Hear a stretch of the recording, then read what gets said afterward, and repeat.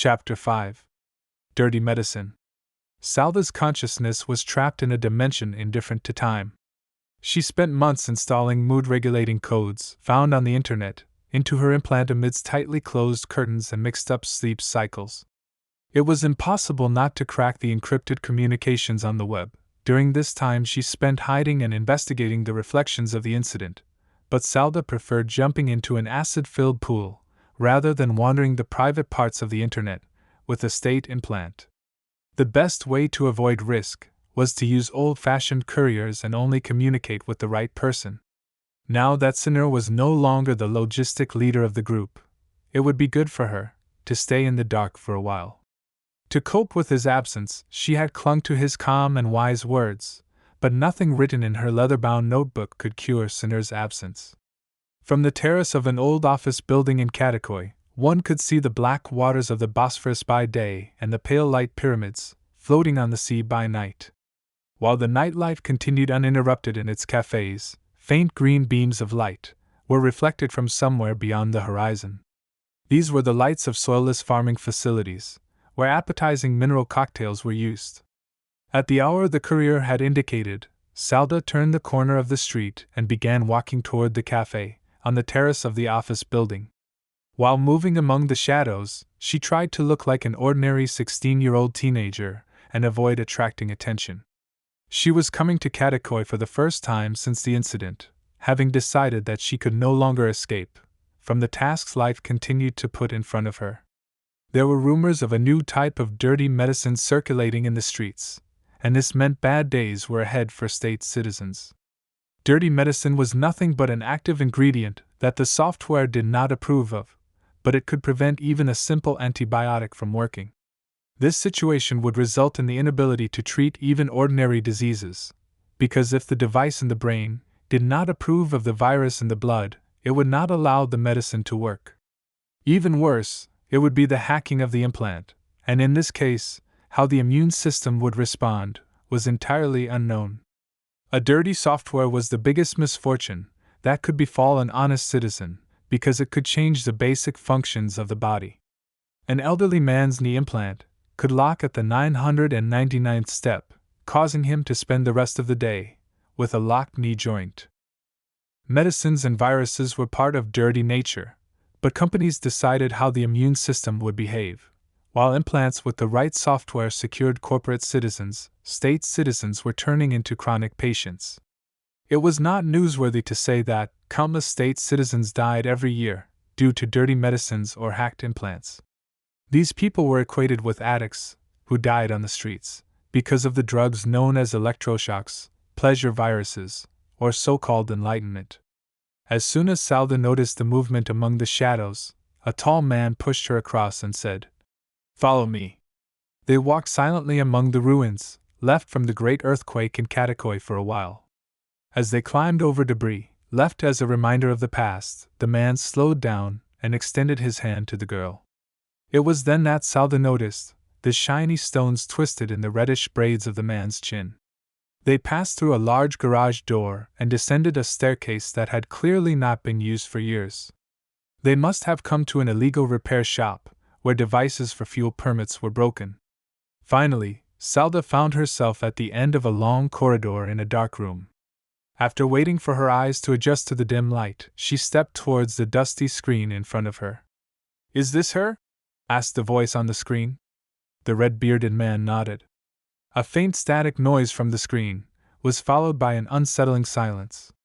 While Salda tried to remain calm, despite the growing sense of insecurity, she searched the screen for a hostile face. Finally, the red-bearded man spoke again. "This girl's group, Sinner's group, tried to poison a synthetic." When Salda heard the angry hiss from the screen, she clenched her teeth and held her breath, ready to respond. Speaking towards the screen, she said, "We didn't know. Our surveillance target was someone else. But it could have been much worse." A voice filled with rage spread from the dusty screen to the claustrophobic room. "The friend we lost had been with us for years. He wouldn't have surrendered without a fight." Salda felt a surge of helplessness.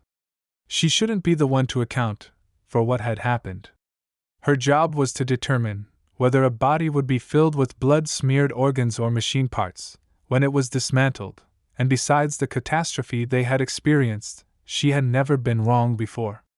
Moreover, it wasn't her wrong decision that killed Sinner. Salva had met Sinner's group only a year ago and joined the Disbelievers thanks to him. It was true that her curiosity and skill in coding had earned her a good place. But she had no intention of changing the course of events. She was just a little girl, who moved forward with her instincts within the flow and made important decisions with delay.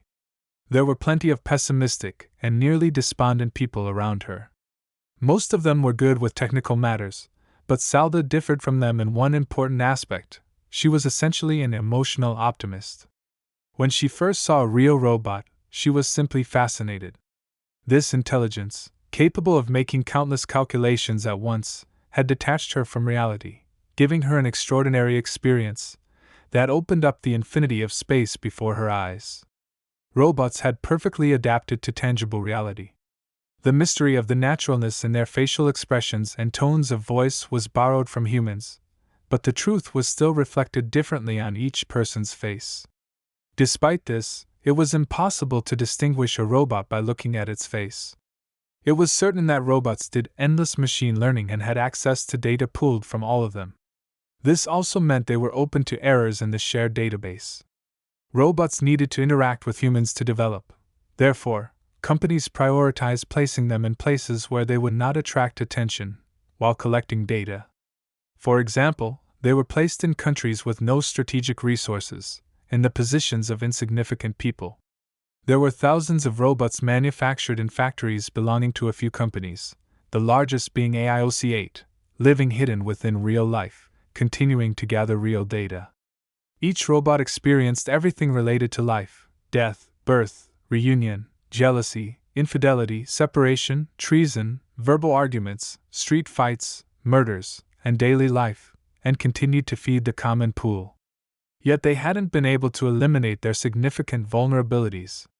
They still had flaws that trained eyes could catch under specific conditions.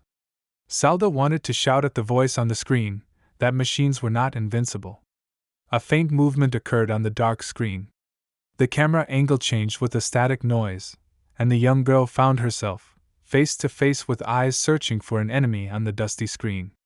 The man's words on the screen carried the weight of a grave truth. "I've never seen you label a machine as a human and be wrong, little girl. I don't know if you've come this far with luck or if you have a special secret. But I want you to understand this well. When they said you were a dirty drug infiltrating our ranks, I told them to wait. You need to understand that this is no game. We are at the beginning of something very big. The opening of a new era for machines is imminent. We must be ready for a real war." When Sinner mentioned you, the first thing I asked was who you had lost in your family. You were the only one who joined us without losing a loved one and hence without hatred. But now it's just a matter of time before that changes. Until I make my decision about you, I want you to disappear. Now scram!